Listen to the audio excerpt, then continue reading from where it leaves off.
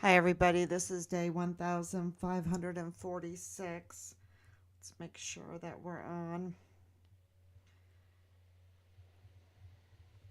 And we are burning the midnight oil. It just can't be helped at this point. It just can't be helped because we are working around the clock um, to get our son's remains and to get accountability. Also, to expose the harm that is being done to our military, and most of all, to the El Paso community.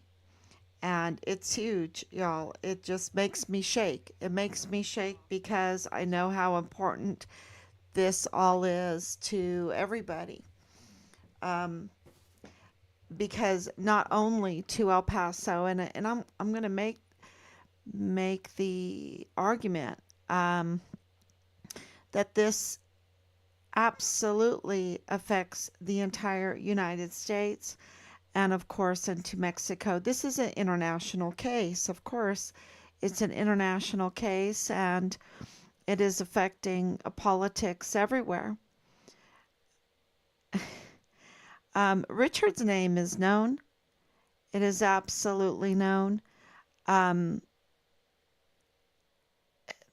the legal community, the criminal judicial system is, uh, my dad always said, uh, I don't even want to say, you got to make waves, otherwise you're dead in the water, right? That's what he used to say. You've got to make waves, otherwise you're dead in the water.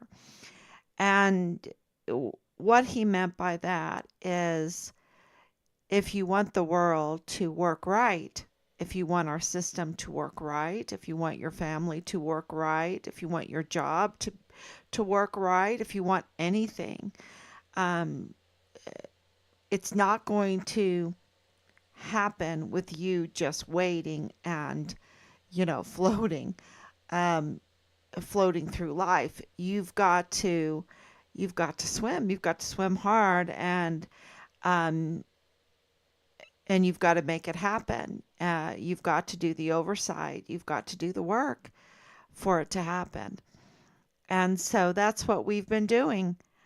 Um, and we are really just beginning because there's been so much obstruction in Richard's case that it has taken us 4 years to get to this point where we can say 1,548 days, which is over 4 years, um, 1,548 days since Richard was premeditatedly murdered on Fort Bliss. And it was a code red. It was an internal order to murder a Fort Bliss soldier that was a whistleblower that was reporting the criminal trafficking, uh, which is the drug trafficking, of course, and the weapons and the ammunition, and the child trafficking, the kid trafficking, right? The unaccompanied minor trafficking, that, now 500,000 of them are mostly dead. Um, um, and, this is, uh, how can this happen, right? How can this happen that a Fort Bliss soldier is ordered to be murdered internally on Fort Bliss, and then proceed to, we believe, try to collect on his death, um, because there's so much fraud. And then also, and that's why they didn't contact us, the fraud, in many different ways, and we'll be exposing that also. We have been exposing it, but it's just so much to tell you that we want to focus on how can this happen on Fort Bliss internally, and then the cover up, to proceed the cover up, and to have a dirty CID agent and allowing and um, sharing unauthorized um, access materials and information to a convicted criminal, a confirmed convicted criminal, and Leilani Hart, who has many, many problems on Fort Bliss and in El Paso. In El Paso, her criminal activity dates way back before Richard was even born, and it has continued. It's a huge mountain of unlawful conduct. Okay, let's just call it what it is. It is a huge mountain of unlawful conduct, and it has been piling up and piling up and piling up to the point where she has been emboldened. Um, she has been emboldened to even brag about her unlawful conduct. She doesn't have, uh, you know, any kind of moral um,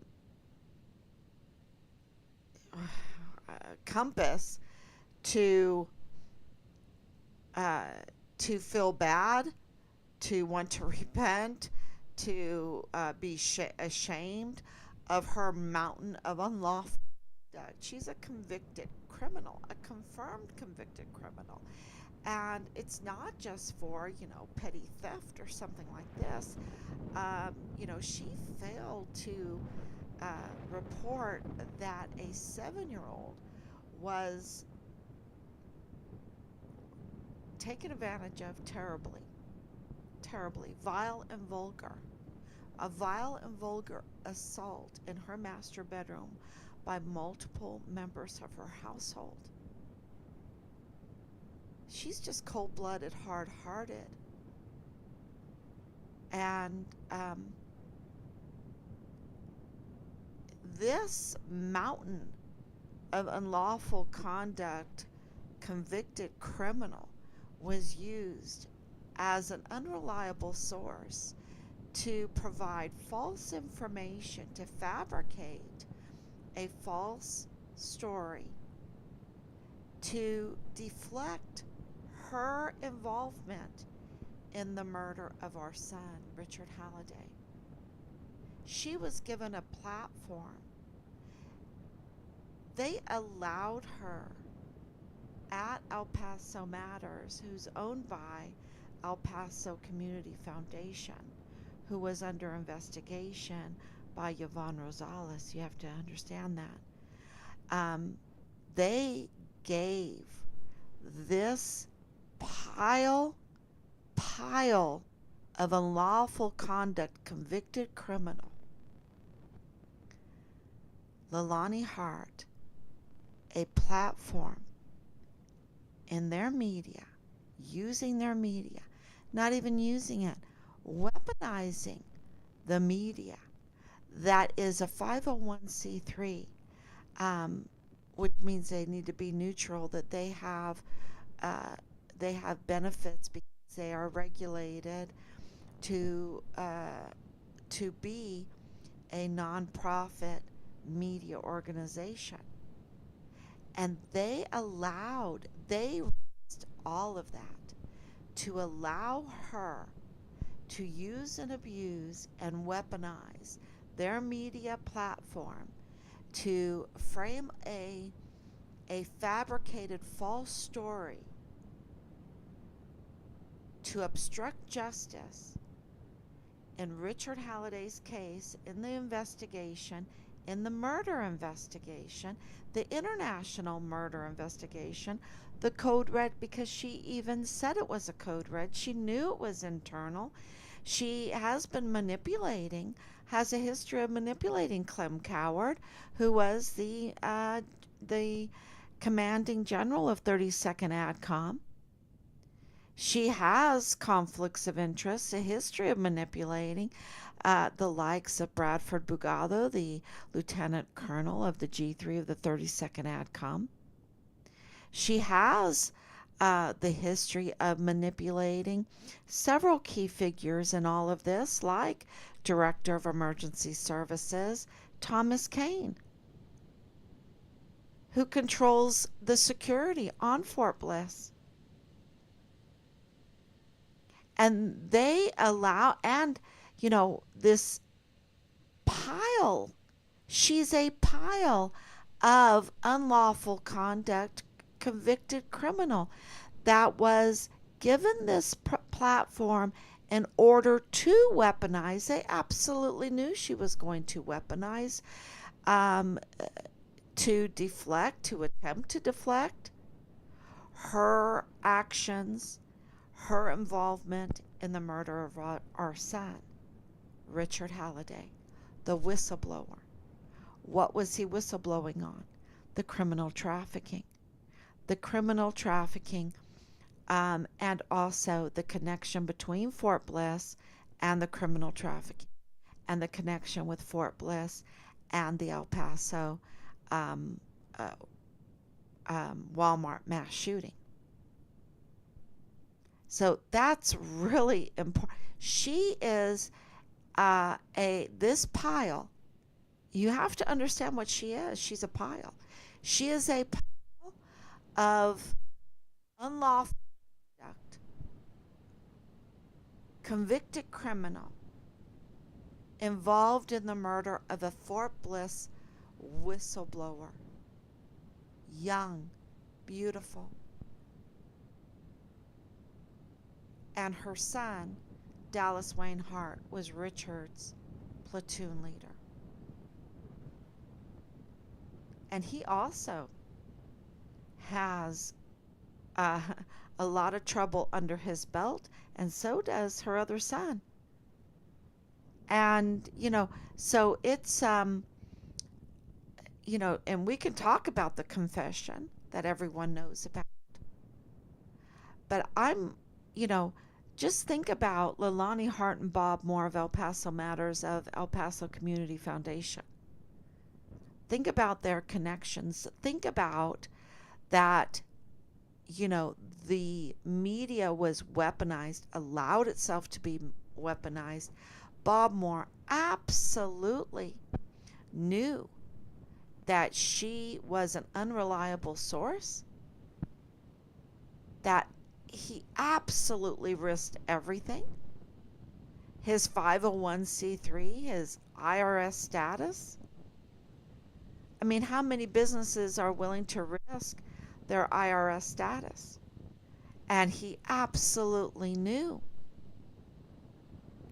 that she was feeding him a false narrative, a false story, in order to deflect her involvement in the murder of the Fort Bliss whistleblower soldier Richard Halliday, our son.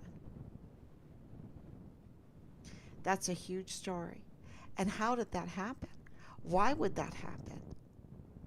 And I've been talking about it for the last couple days. Just like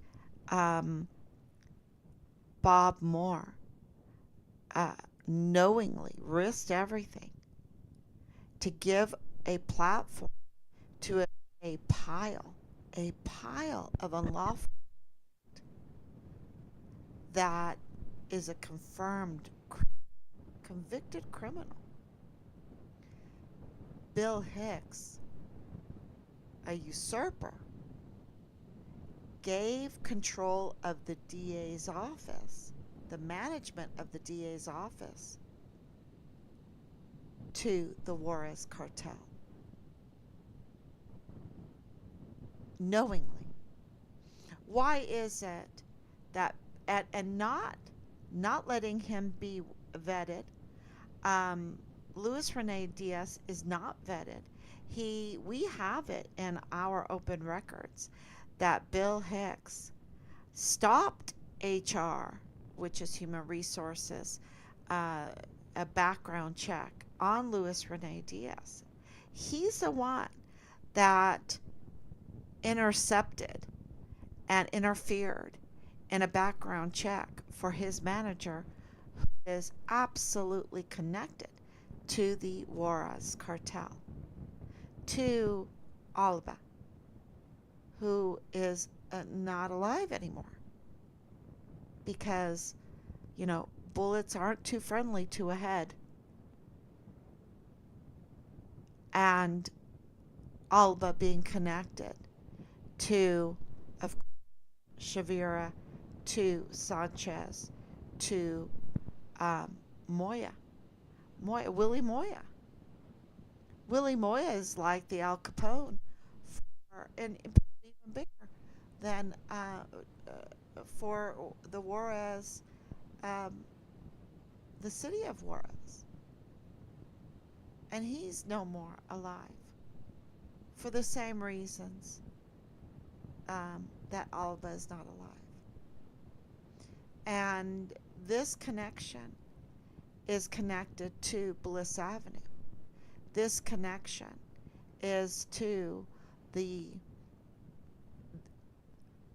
the chief medical examiner, to the county attorney position at the time, to, well, now to the county attorney, to DPS, to the El Paso Independent School District Police.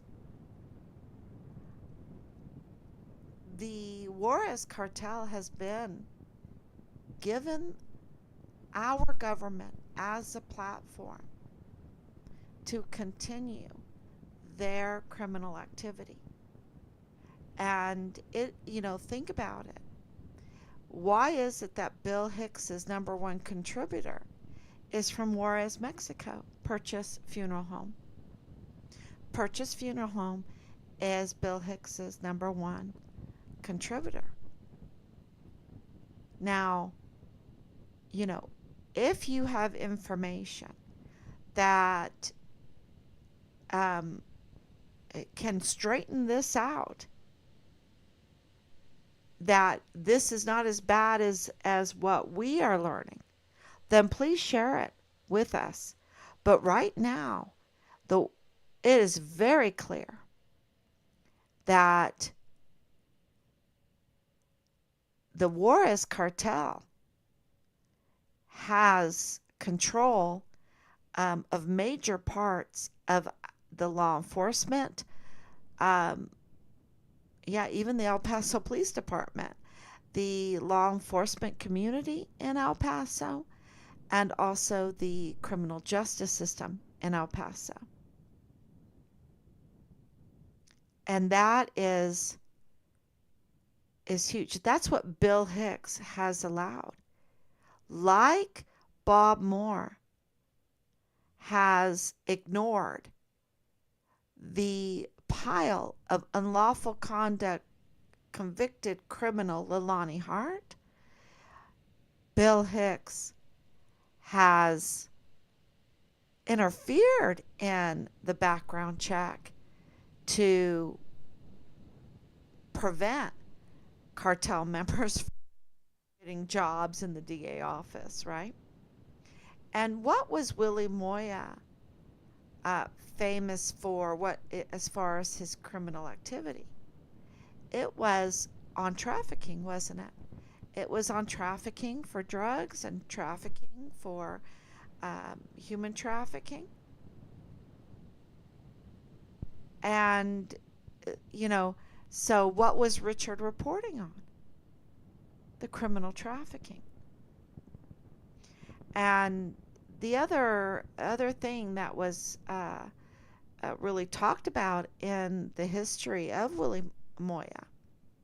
Wilfredo Moya, is the money laundering. Of course, the money laundering. And I really this is how dirty Marlon Soto is, trying to frame a false narrative of, like he could interfere in this cartel group, like he would be, challenge this kind of cartel group. And I think he's right on that. he did challenge them, didn't he? He reported on them, and um, and it has, and that proves that the chain of command is compromised also, which brings in Leilani Hart, which brings in Clem Coward, which brings in Bob Moore and Bill Hicks. It's very clear that Richard threatened the criminal trafficking network that the Juarez cartel had established in El Paso, in the criminal um, judicial system, and also the law enforcement system in El Paso. And all of it makes sense to us now. Um, why the vile and vulgar retaliation that we've suffered, why the delay in notifying us, why um, the obstruction of justice for so long. And now, because we have reported all of this, those from Washington, those that are, uh, you know, have oversight power, are now looking into all this because it makes sense now. It makes sense. They're putting the pieces together because, thank you, Team Fine Richard Halliday. Thank you so much for putting the pieces. And we have assembled all of that and put them in a multitude. We sent letters today. You know, we try to send letters every day. It's just part of our life now, in order to get our son's remains and to get justice, to get accountability for those that murdered Richard. And don't forget, prime suspect is Leilani Hart and her son, Dallas Wayne Hart, and of course, Tavita Nusa. And who is Tavita Nusa? That is something we really have to explain to you too, so stay tuned on that one. But I think it makes sense, um, it in an evil way, in a very criminal way, um, and because Leilani Hart is connected to Rosa Maria Valdez Garcia from Bliss Avenue with Danae Katzen, who targeted our son's case. Rosa Maria targeted our son's case. Leilani Hart targeted our son's case. That they are absolutely connected to this um, cartel criminal network known for their trafficking and also for their money laundering. Because if you're making if you're making money illegally, then you have to launder it. And this is, you know, where Nadal Baim comes in with all the real estate. Um, you know, there's uh, others that come in, and also the DPS, Texas Ranger Sanchez, who um, is also connected to this, who was assigned to investigate Richard's case.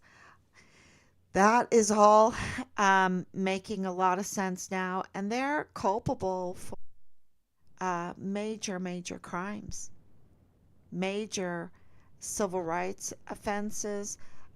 You know, all of these people that are paid by the government have to give honest service, and when they obstruct, when they uh, you know don't give honest service, then they're violating the law. The other thing is this has been allowed to happen not only by Bill Hicks and Bob Moore and El Paso Matters and El Paso Community Foundation. You know, we've written the board.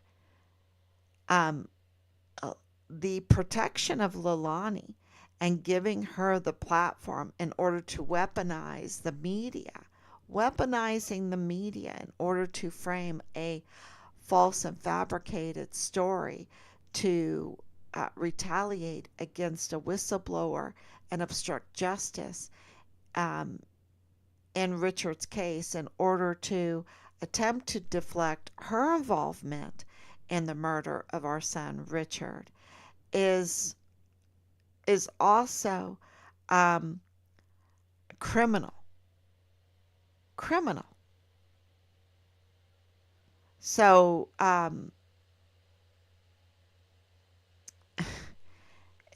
you know, just like that is happening, I want to say that Yvonne Rosales is also negligent and derelict in her duty. She is allowing all of this to happen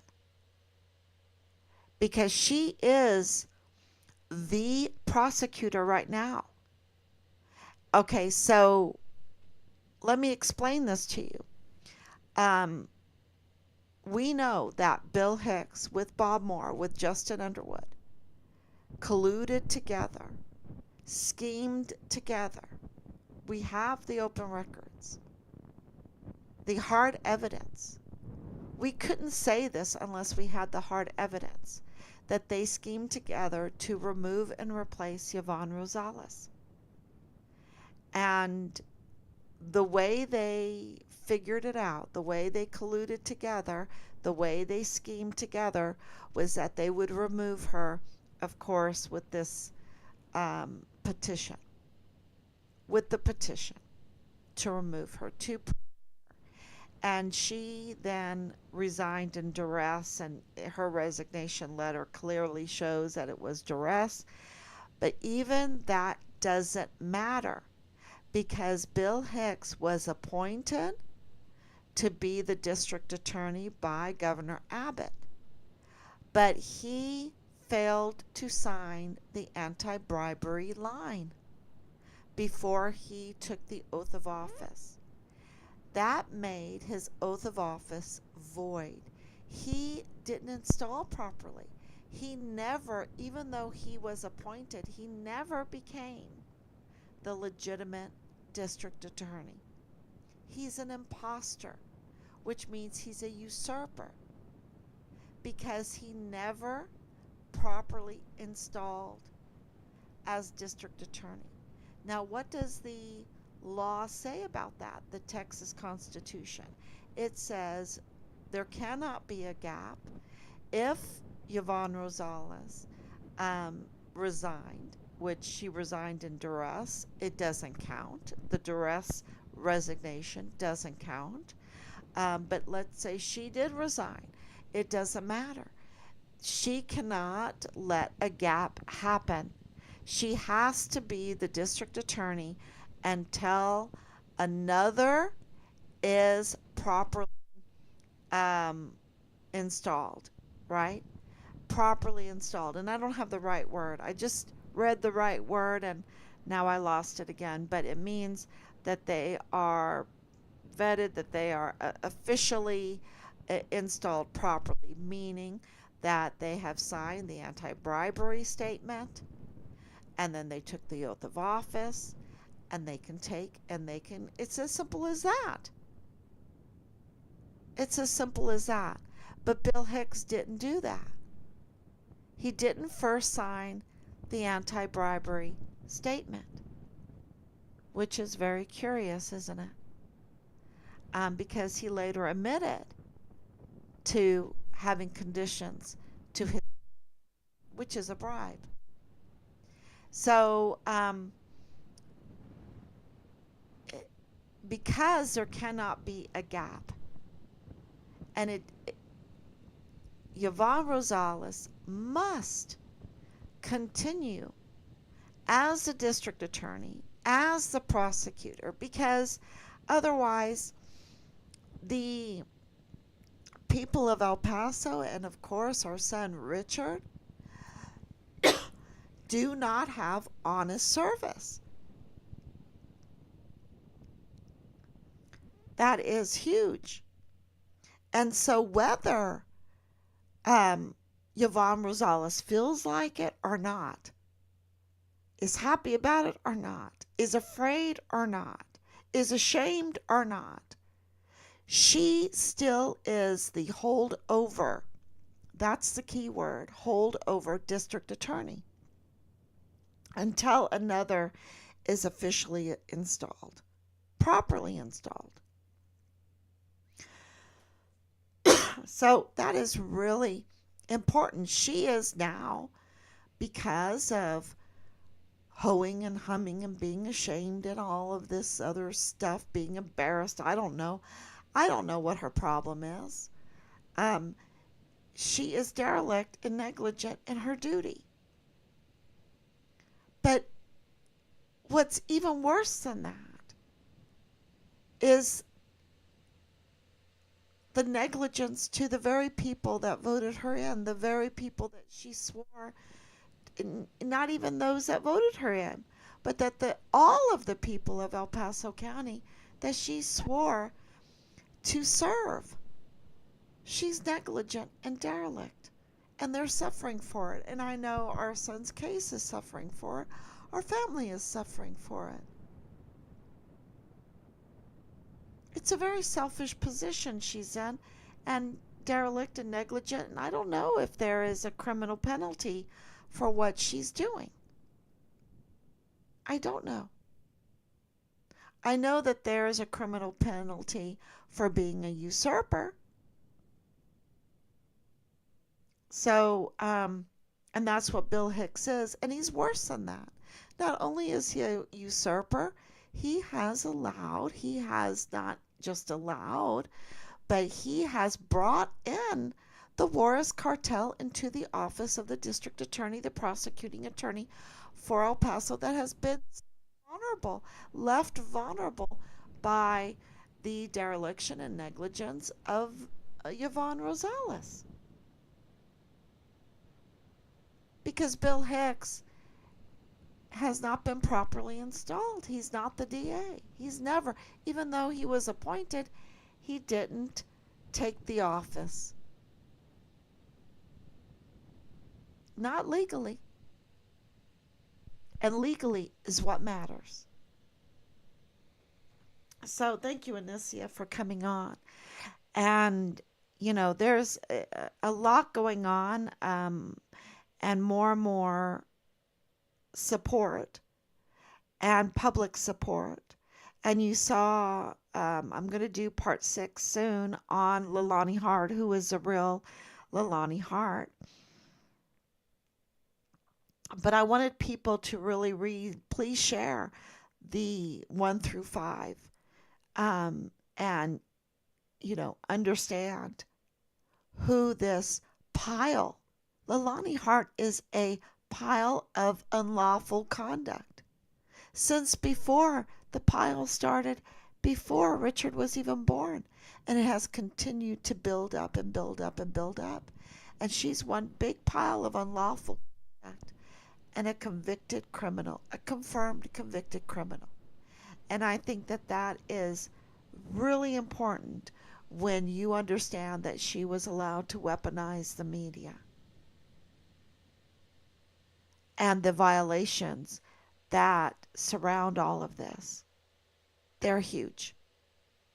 The obstruction of justice is particularly hurtful.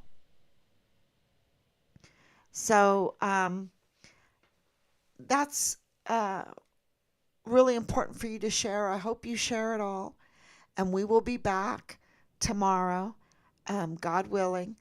And we just know this. We are just getting started. Because with this new information, connecting more and more dots connected, and it's very clear what they have done, and the proof of the motive for Richard reporting criminal trafficking, when you know that the very people that are connected historically to to the trafficking are right there in the law enforcement on Fort Bliss military base, and also in the criminal judicial system. So thank you so much. Please share, and we'll be back tomorrow.